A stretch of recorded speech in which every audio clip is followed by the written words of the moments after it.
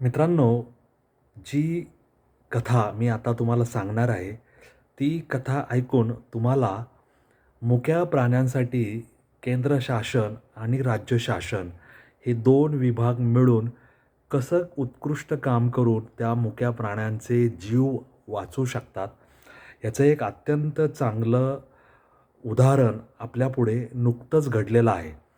मित्रांनो, आसाममधील दिब्रुगढ ते दिल्ली या मार्गावर धावणारी राजधानी एक्सप्रेस ही काही मिनिटे हळुवारपणे एका जागेवर थांबली होती आणि ही राजधानी एक्सप्रेस का थांबली होती? तर तांबडा सिग्नल होता, म्हणजे रेल्वेचे जे नियंत्रक दिवे असतात, त्याचा तांबडा दिवा लागला तर समजायचं रेल्वेने थांबायचं. असा काही रेल्वे नियंत्रक दिवा तांबडा तिथे लागलेला होता का? तर नाही. 90 हत्तींचा एक घोळका रेल्वे रूळ क्रॉस करण्याच्या तयारीत होता. त्यामुळे आसाममधील होजाई जिल्हा जो आहे आणि त्या होजाई जिल्ह्यामधील हबईपूर रेल्वे स्टेशनच्या पलीकडे 2 किलोमीटर अंतरावर रेल्वेचा हा जो क्रू आहे, म्हणजे रेल्वेचा हा जो स्टाफ आहे, रेल्वेची जी यंत्रणा आहे, मनुष्य यंत्रणा, ती तिथे वाट पाहत थांबलेली होती. आणि हे जे हबईपूर रेल्वे स्टेशन आहे, ते आसामची राजधानी गुवाहाटीपासून 150 किलोमीटर अंतरावर आहे. तर या ठिकाणी हा जो 90 हत्तींचा घोळका म्हणा किंवा कळप म्हणा, हा रमत-गमत ती रेल्वे रूळ किंवा रेल्वे पटरी ओलांडत होता आणि ह्या मार्गावरून हा हत्तींचा कळप रात्री स्थलांतर करतो. म्हणजे त्यांच्या स्थलांतराचा जो मार्ग आहे, त्या मार्गामध्ये या रेल्वेच्या पटऱ्या, रेल्वेचे रूळ असल्याकारणाने तो त्या मार्गावरून ये-जा करतो. आता झालं असं, की रेल्वे विभागाचं रेल्वे विभाग आणि रेल्वे विभाग हा केंद्राचा विभाग आहे आणि त्या परिसरातला जो वन विभाग आहे, तो राज्य सरकारचा राज्य सरकारच्या नियंत्रणात आहे. तर वन विभागाचं जे रात्रीचं गस्ती पथक होतं, त्यांनी हा कळप पाहिला आणि रेल्वेची जी घुसखोर शोध यंत्रणा प्रणाली आहे, इलेक्ट्रॉनिक असेल, सेन्सर्स असतील, त्या प्रणालीने तिथे या हत्तींची हालचाल टिपली.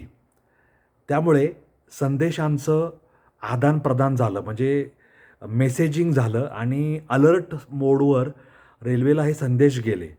त्यामुळे त्या परिसरात रेल्वेच्या वेगावर जे नियंत्रण राखायचे नियम आहेत, त्या अनुषंगाने रेल्वेने आपला वेग कमी केला आणि ह्या सगळ्या अचूक अशा यंत्रणांच्या कार्यान्वयनामुळे रेल्वे वेळेवर थांबण्यास मदत झाली आणि कदाचित ह्या रेल्वे मार्गावरून जाणारा ह्या कळपाला धडकून रेल्वेचा जो मोठा अपघात झाला होता, तो टाळण्यास मदत झाली.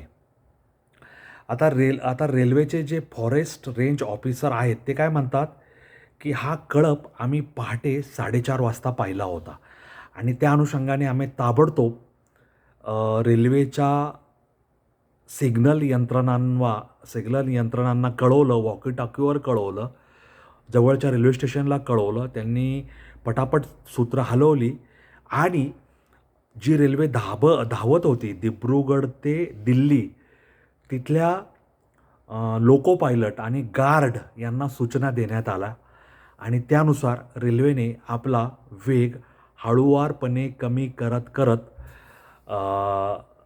योग्य ठिकाणी रेल्वे थांबवली.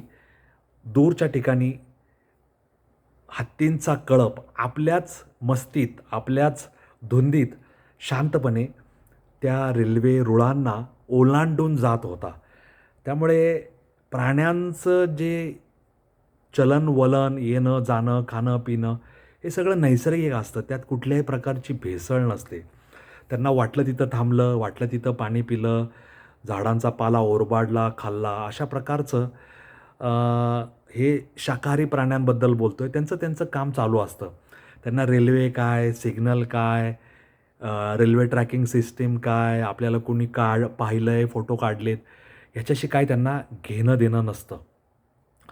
आता रेल्वेचे जे फॉरेस्ट रेंज ऑफिसर आहेत ते काय म्हणत आहेत, की आमचे जे फॉरेस्टर आहेत शशांक रॉय, त्यांच्या एका गटाने राजधानी एक्सप्रेस थांबण्यासाठी मदत केली आणि दुसऱ्या एका गटाने 100 मीटर पलीकडे थांबून गुवाहाटीकडून येणाऱ्या मार्गावरील रेल्वे या योग्य ठिकाणी थांबतील हे पाहिलं. त्यांनीसुद्धा संदेशांचं आदान-प्रदान, सिग्नल देणे, वॉकी-टॉकीवर बोलणे, मोबाईलवर बोलणे हे सगळं केलं.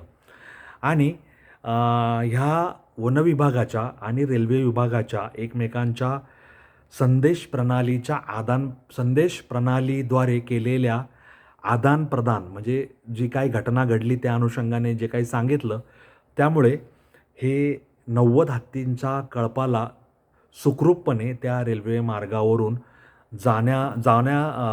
जाण्याचं जे काम होतं ते पार पडलं. आता त्याच्यापुढे जाऊन आता आसाम हा तसा डोंगरदऱ्यांचा वनाने समृद्ध असलेला प्रदेश आहे. काझीरंगा हे राष्ट्रीय नॅशनल पार्क ज्याला आपण म्हणतो, ते काझीरंगा या गेंड्यांसाठी प्रसिद्ध असलेला भागसुद्धा इथे आहे. आसाममध्ये चहाचे मळे आहेत आणि आसाम हा तसा निसर्ग समृद्ध असं राज्य असल्यामुळे तिथे वन्यप्राण्यांची रेलचेल असलेली आपल्याला पाहायला मिळू शकते. तर आता हा कळप जो होता तो पश्चिम कार्बी या भागातून जे अँगलाँग जिल्ह्यात येतं, त्या जिल्ह्यातून लुंबडिंग या राखीव जंगलात होजाईच्या लंका या वनक्षेत्रातून जात होता आणि साधारण ऑगस्ट-सप्टेंबरच्या या सुमारास रात्री हत्ती या भागात रेल्वे रूळ ओलांडत असतात, असं या वनविभागाच्या लोकांचं एक त्यांचं निरीक्षण आहे किंवा एक त्यांची अशी एक त्यांचं असं काय म्हणतात त्याला, सूचक असं त्यांचं विधान आहे, की ऑगस्ट-सप्टेंबरच्या सुमारास ते इकडं येत असतात आणि ते रेल्वे रूळ रात्रीच्या सुमारास ओलांडतात.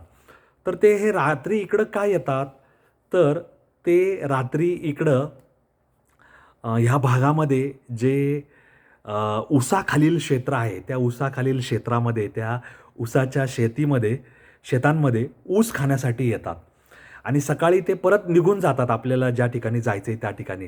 त्यामुळे गोड असा ऊस खाण्यासाठी रात्री हत्तींचा हा प्रवास असतो आणि रात्री ऑगस्ट-सप्टेंबर या कालावधीत ते येतात आणि ऊस खातात आणि जातात. परंतु यामुळे शेतकऱ्यांनी ज्यांनी ऊस लावला आहे त्यांचं ऊसाचं किती नुकसान होतं काय माहिती. तर हत्तींचं येणं, ऊस जोपर्यंत उपलब्ध आहे तोपर्यंत खाणं आणि ऊस संपल्यानंतर कुमरूकटा या वनामध्ये परत जाणं हे त्यांचं वार्षिक येण्या-जाण्याचा परिपाठ आहे. वार्षिक नियमितपणे ते येतात असं वनविभागाचं निरीक्षण आहे. तेव्हा हत्तींच्या या कळपाचं रेल्वे आणि वनविभागाने संरक्षण केलं, त्याबद्दल त्यांचं मी अभिनंदन करतो. मुख्य प्राण्यांच्या जीवाला त्यांनी मोल दिलं. मुख्य प्राणी रेल्वे रूळ ओलांडतायत आणि रेल्वे ही रेल्वे खात्याची मालकी असली तरी वन्य प्राण्यांचा मार्ग, त्यांचा अधिवास याच्यावर कुणाचीही मालकी नाही. याच्यावर कदाचित पशुपतीनाथाची मालकी असू शकते किंवा आहेच. निसर्ग आणि वन्यप्राणी हे पशुपतीनाथाचेच आहेत असं म्हटलं तर काही हरकत नाही. वन्यप्राण्यांचे जीव वाचले, मला खूप ऐकून बरं वाटलं. रेल्वेचे लोक, वनविभागाचे अधिकारी कर्मचारी यांना मी धन्यवाद देतो. असंच चांगलं काम करा, मुख्य प्राण्यांचे जीव वाचवा आणि तुम्हाला माझ्या शुभेच्छा. मित्रांनो, ह्या नोटवर मी तुम्हा सगळ्यांची रजा घेतो. माझे रील पाहत जा, ते लाईक करा, शेअर करा. मला फॉलो करायला विसरू नका. माझे व्हिडिओ पाहत जा, ते लाईक करा, शेअर करा. माझा चॅनल सबस्क्राईब करायला विसरू नका. असेच काहीतरी वेगळे विषय घेऊन मी सदैव तुमच्यापुढे आलेलो आहे, येणार आहे आणि भविष्यातही येत राहणार आहे. हे वचन मी तुम्हाला देतो. या ठिकाणी थांबतो. तुम्हा सर्वांची रजा घेतो. तुम्हाला नारळी पौर्णिमा आणि रक्षाबंधनच्या पुन्हा शुभेच्छा देतो आणि तुम्हा सगळ्यांची रजा घेतो. धन्यवाद. जय हिंद, जय महाराष्ट्र, वंदे मातरम, जय श्रीराम, जय जगन्नाथ, जय सनातन. धन्यवाद.